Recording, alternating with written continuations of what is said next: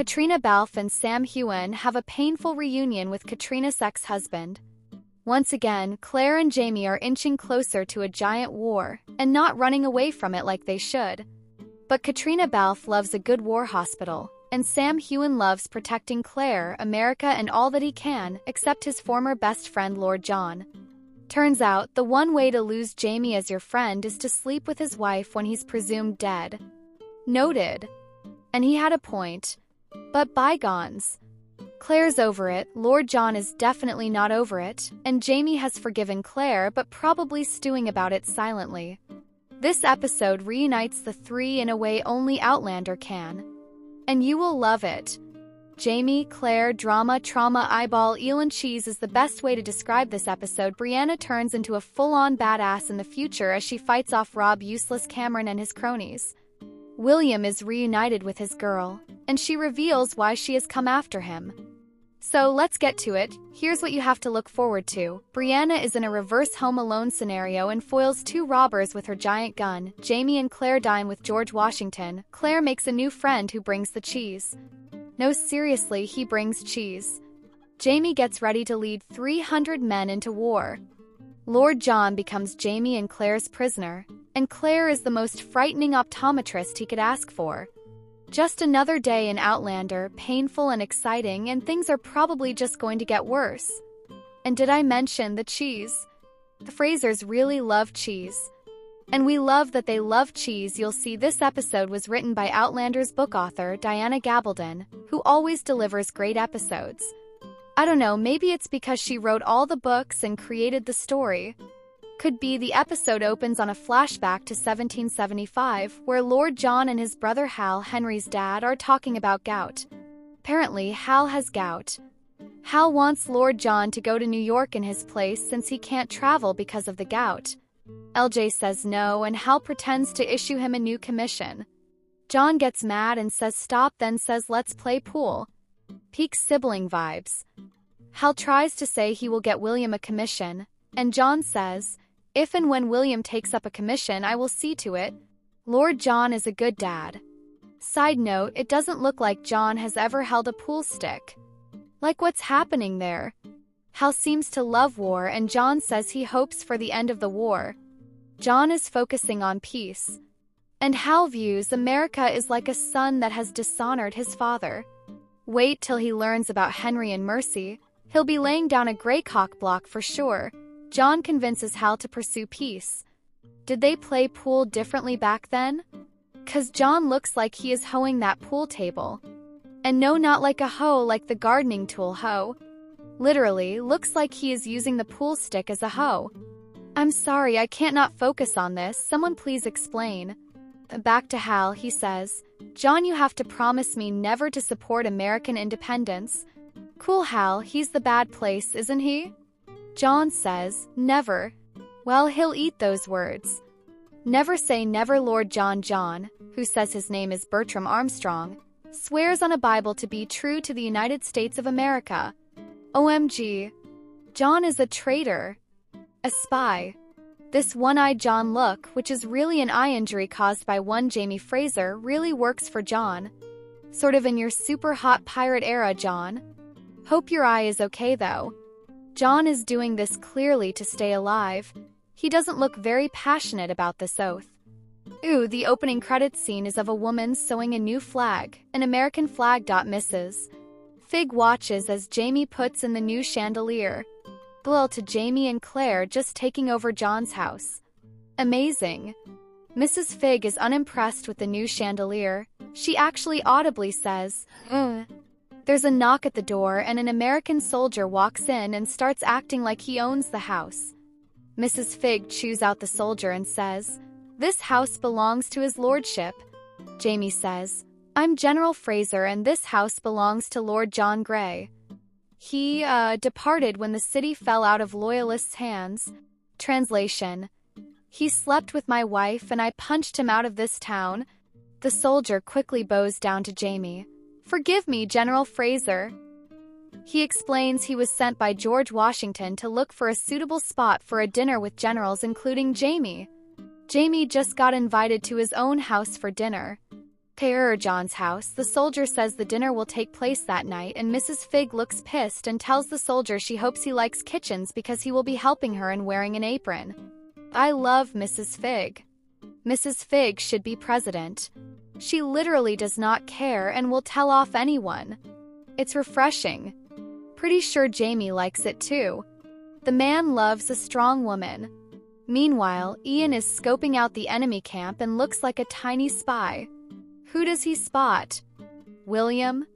Maybe not. Claire is walking through the market and almost gets run over by a vegetable carriage, thrown into a soldier who steps on her foot, drops her basket of veggies and calls himself a turnip in French. He apologizes and Claire says, "It's okay and you're certainly not a turnip." This man seems sweet. New French bestie for Claire? And he's funny too. Claire thanks him in French, since we know Season 2 spy Claire lived in France and was fluent. He says, "What's your name so I may know who I've assaulted?" This wee Frenchman is the best. Claire learns he is Marquis de Lafayette, and the pure joy in her eyes can't be beat. Every time Claire meets a historical figure, she can't hide her excitement. Marquis tells Claire that George Washington has spoken of her husband. He says, "Bon, I will send you a cheese." Am I in love with this man? Yes. Polite and offers cheese, I'll take it. He tells Claire he brought wine, cheese, and tripes from France. Claire jokes he should cater the dinner tonight, and new French bestie says, "Will you be there?" And she's all, "I live there, so yes." He says he'll bring the cheese in person. And Claire says, "Bon." Bones all around, a terrific cheesy scene in the best way. George Washington's big dinner is Claire with a bunch of boys. New French bestie says, "Madame Fraser, you haven't tried the eel." And Claire looks terrified but politely accepts as Lafayette puts one on her plate. Jamie watches amused. Claire trying to eat the eel is peak comedy. Balfe and Heughan are masters of these small, subtle comedic moments when Jamie and Claire get to show their humor in between all the heavy drama. Claire looks like she may throw up but manages to swallow the eel. Bestie says, "Did you enjoy the eel?" And Claire, who takes a proper swig of wine, says, Delicious." And again we're reminded Claire Fraser cannot lie. At least not well. Another soldier comes in to give Lafayette a note, and he introduces himself to Claire as Percival Beecham. Claire gets excited and says, "That's my family name. Maybe we're distantly related." But turns out they're not. Washington toasts Jamie and Claire and presents Claire with a gift. It's the American flag. From the credits. They toast to the United States of America. Claire drops a little. How did she know that if she isn't a time traveler? History on George Washington, as she loves to do at parties with him, see Season 4, and says, "Is it true you thought about a 6-pointed star?" He explains Betsy Ross said 5-pointed stars were easier to embroider. Claire then says, "A nation without a flag is like a furnace without a fire." Claire dropping straight bangers again. She gets so excited and Jamie gets such joy watching her. They toast to victory and slam down their shot glasses. Great dinner. Fraser's General Lee tells Jamie his army is under his command and they should discuss battle. Nah bro, move on. Frenchie bestie gives Claire a block of cheese and Claire has never looked so happy. Even when she is palming Lord John's bare eyeball. You'll see, no pun intended. Brianna drives up to Lallybroch in the dark to meet the locksmith. This can't be good. Why do people insist on doing dangerous things in the dark by themselves? There's a note on the door from the locksmith. Like, are Rob Cameron and his cronies hiding in the woods? Brianna gets back in the car and sees a light on in one of the rooms. Ich run girl. Back in the past, Ian tells Rachel he didn't do anything dangerous and he might have gotten a little scratch from a tree. And then the newlyweds do it again. I think this scene probably could have been skipped. It didn't really cover any new ground. We know they are newlyweds and do newlywed stuff. Claire is inhaling some cheese in their bedroom, or Lord John's technically, and Jamie tells her General Lee wanted to be commander. And then blah blah war talk. Claire gives Jamie a drink, and he kisses her and explains that General Lee lost his fingers in a duel for a woman. Claire is unimpressed with Lee but says her French bestie will bring troops from France that help America win the battle. She adds that he brought her cheese and then feeds Jamie a piece of Roquefort cheese, one her favorites. Look out, Jamie Fraser, French bestie about to get your girl through cheese. Claire sits on Jamie's lap and he tells her how many men he's in charge of. Claire says, you better be careful, otherwise Brianna will find you in the history books. And Jamie says it's not always a good thing to be found in the history books. Claire asks Jamie what's wrong, and he says he's never been in charge of so many men. I'll have 300 souls in my charge.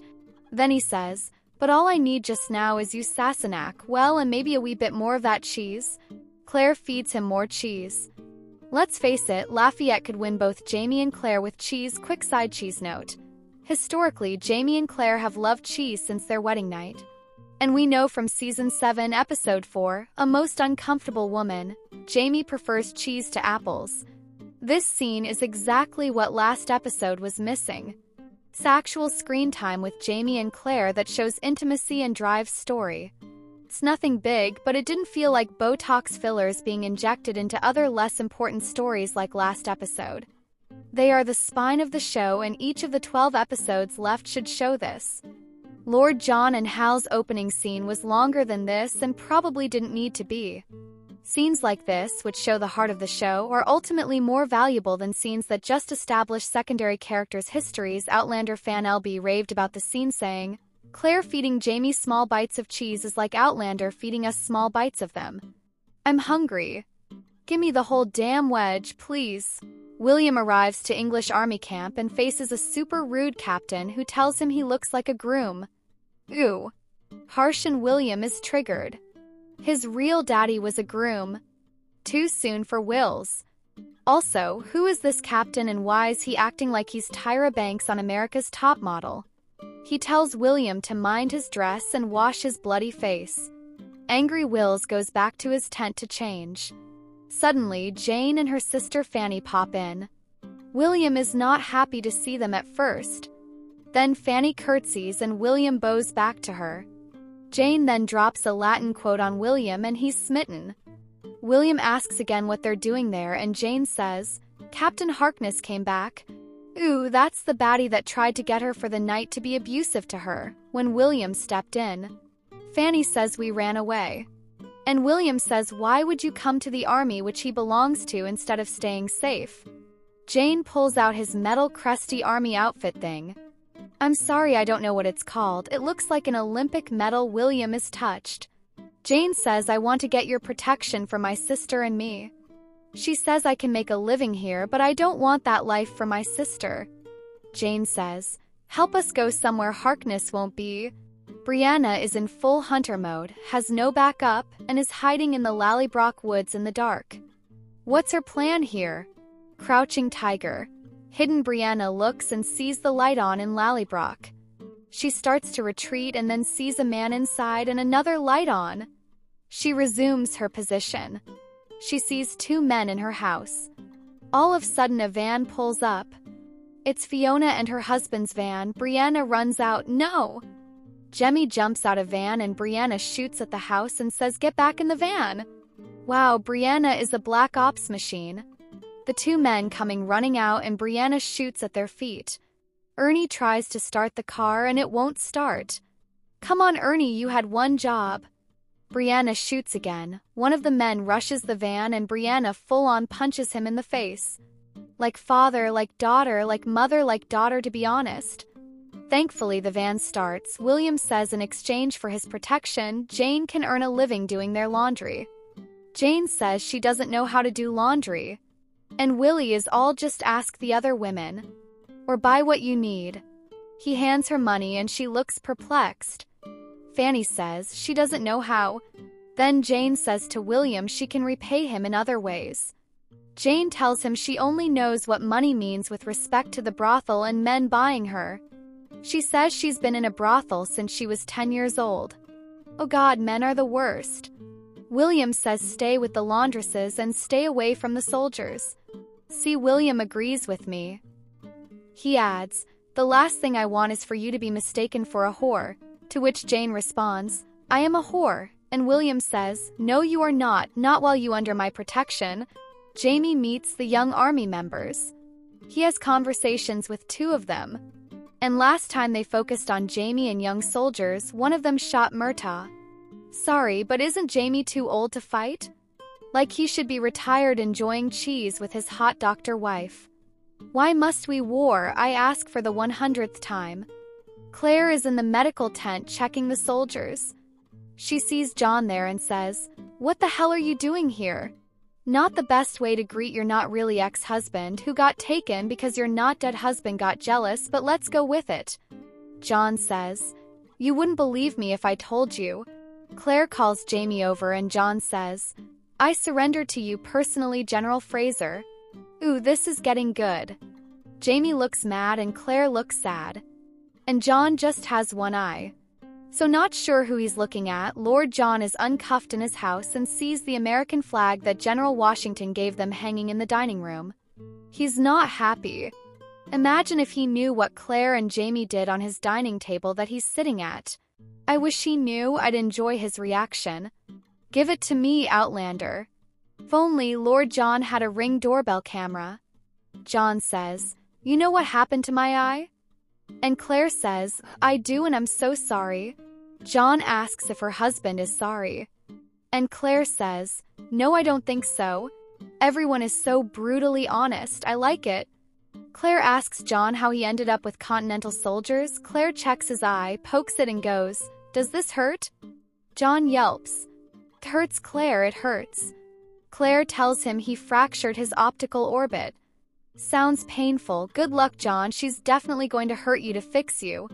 Jamie enters and asks Claire if she can help him. She says she will try. Jamie, still mad, asks John what he was thinking and John gets pissed and says, "You left me with an American militia?" "Yeah, I'm Team John here." Jamie and John are still in a fight, suffice it to say. Claire pours honey out and Jamie is like, "What you doing, Dr. Wife?" Claire says it's for later and tells John, "First, I'm going to have to grasp your eyeball and turn it a little to free the trapped muscle." Jamie, if you could hold him. Lord John and Jamie look at Claire like she's crazy. And so do I. Imagine 3 eyeballs popping out of their heads and one that won't move but would pop if it could pop. You're going to want to watch this scene with one eye open or both eyes closed. Clever. Also, look at Claire's head nod at Jamie when he doesn't move after she asks him to hold Lord John. The way he moved so fast after that, Claire tells John there's no other way. An eye for an eye, a wife for a wife, Lord John? Too soon for eye jokes, probably. Jamie holds him and Claire pops her little fingers and grabs his eyeball. "I would barf, legit." Barfs. Jamie looks like he might too, John screams eek. How do you grab an eyeball? Is it slippery like a snail? What if Claire drops it? So many questions, Outlander fan Aaron said. The fact that Claire has access to ether but decided, nope. I think Jamie holding John down will be good enough for when I rotate his eye with my bare hands. Was a wild move. Wild is one word for it. Jane comes traipsing into William's tent and takes off her shift and pops on top of him. He rejects her and says, "You are not a whore and you're certainly not my whore." Jane calls him a coward and storms out. He stops her and kisses her. Then pulls back and says goodnight. William would have a lot more sex, actually 100% more sex if he had less morals. Maybe next war wills. A red coat with blue balls. What? It's true. Rachel walks in on Ian praying and talking to his Ian, says he thinks his maybe is warning him he may die in battle, but then Rachel walked in. Ian teaches Rachel how the Mohawks prepare for battle. Ian tells her that Jamie says you carry your woman with you when you go into battle, and he puts a dove on his chest and says this is you. Ernie's clunker car breaks down. Brianna assures the kids they'll be okay. Ernie says you and kids should go to Roger in Boston, and Fiona and Bree share a look. Brianna says, "Let's see why your van keeps stalling." Then she fixes the car. She's brilliant. Like Brianna, go back to your parents and invent a car. Make it happen, forget a Model T as the first car and build a Model Bree. Brianna says, "Ernie's right, it's time for me to go to Roger." OMG. Time travel famine coming. Jane says they need to go to New York now, and he says why? He tells her to tell him what happened with Harkness, and Fanny says tell him. Jane explains that Harkness wanted to buy Fanny, who is like 10. Jane convinced him to bring her up into the room with Fanny, and Jane explains she killed him with a knife before he could hurt Fanny. William's hair is looking like it has a light hint of red. Real Dad Truth Bomb unleashes red highlight. I see Jamie is out on the battlefield preparing. William goes to talk to Captain Richardson. Remember Claire's aggressive dance partner, who's actually a spy? Run, Wills. Richardson gives him a chance to win his trust and sends William on a mission to deliver a message. Oh, this guy also knows William is Claire's stepson. He's on our list now. Claire checks John's eye, which can move now. Best optometrist ever, right, John? Imagine his ZocDoc review. I got worried when she grabbed my eyeball with her bare hand, but after I died from the pain, my eyeball could move again. Claire tells John that Jamie's troops are being mobilized, but John will have to stay there and he can't be released until after the battle. Claire puts his patch back on. Then Percival comes in with a message for Lord John. They both look at each other and John says, he's my stepbrother. Claire knows something is up but gives them a moment. John says, what in God's name are you doing here? He warns John that Richardson is entrapping William. He tells him William is in danger. For torture and to get John's attention. Percival puts his hand on John's shoulder and John says, why are you helping me? Big Purse replies all sultry, for your beautiful eyes. Who hurt you, John? And John replies, a man who had a right to touch me, and pushes his hand off him. The double meaning. Oh, so they used to be secret lovers. Not so secret. Claire knows. John tells Jamie and Claire about William. He explains Percival is a British man who he helped escape and is now a French spy.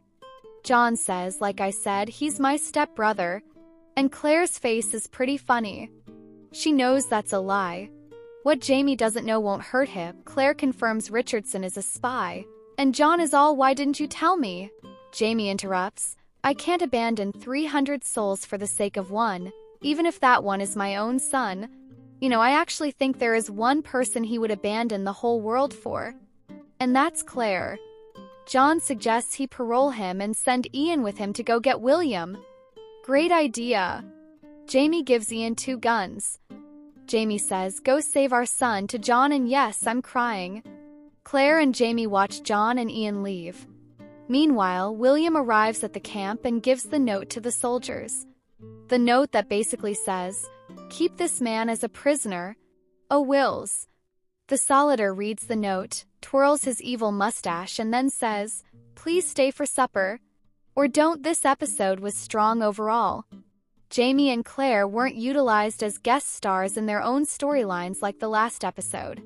William's story is compelling and routes back to the spine of the show. Same with Brianna, who finally is getting substantial moments that don't involve her crying by a rock or slamming her finger in a drawer.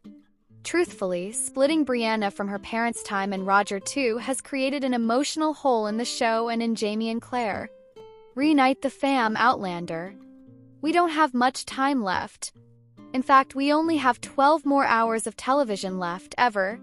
Sorry, I deserve to have bare-handed eyeball surgery for that math. Won't happen again. Case you missed it, you can read what Heughan and the Outlander cast had to about Season 7 in our cover story. And check out all the photos from the cast's exclusive photo shoot and video interviews with the Outlander issue.